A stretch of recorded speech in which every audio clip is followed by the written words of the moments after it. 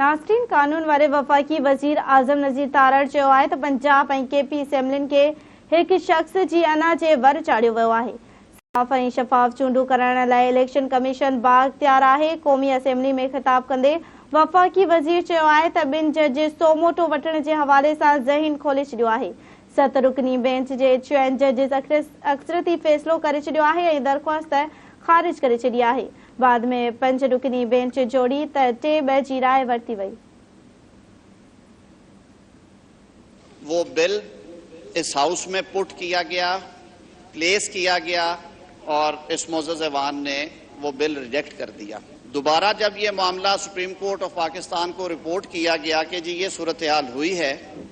और वजारत ख़जाना और वफाकी हुकूमत के जो principal law officer attorney general साहब ने एक रिपोर्ट की शक्ल में जब कोर्ट के सामने रखा तो कोर्ट ने फिर हुक्म दिया कि नहीं, ये अमाउंट्स जो हैं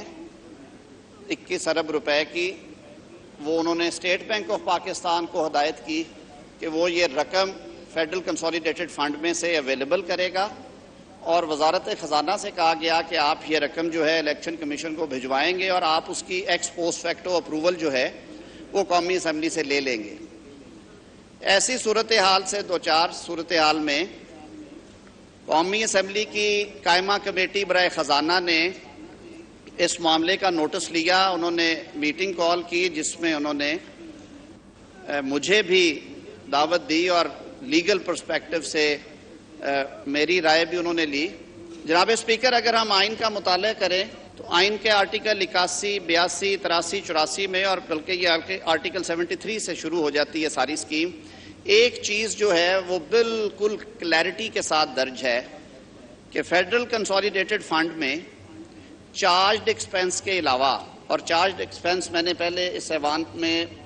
तफसील के साथ बयान किया था कि वो तनख्वाहें और मुराद हैं जो कि सुप्रीम कोर्ट ऑफ पाकिस्तान की, इलेक्शन कमीशन की, सेनेट ऑफ पाकिस्तान, कौमी असम्बली, ये वो अदारे हैं जिनके जो रेन्यूमरेशंस और जो ऑफिस एक्सपेंसेस हैं उन्हें हमने चार्ज एक्सपेंस में रखा है आर्टिकल 81 में। उसके अलावा जो भी रकम मुख्तस होनी है फेडरल कंसोलिडेटेड फंड में, चाहे वो बजट में हो या बाद में सप्लीमेंट्री ग्रांट की सूरत में है, वो इस मुअज़्ज़ज़ ऐवान का कुल्ली इख्तियार है कि उसकी अप्रूवल प्रायर या एक्स पोस्ट फैक्टो इस मुअज़्ज़ज़ ऐवान ने देनी है। क्योंकि ये ऑगस्ट हाउस ऑलरेडी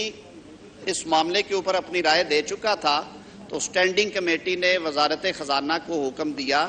और उनकी तजवीज़ के ऊपर वजारत ख़जाना ने वफाकी काबीना के सामने यह मुद्दा रखा। वफाकी काबीना ने इसको डिलिबरेट करने के बाद सप्लीमेंट्री ग्रांट आइन के आर्टिकल 82 की क्लॉज 2 के तहत तलब की और इस मुअज़्ज़ज़ ऐवान के सामने दोबारा ये मामला लेके आए।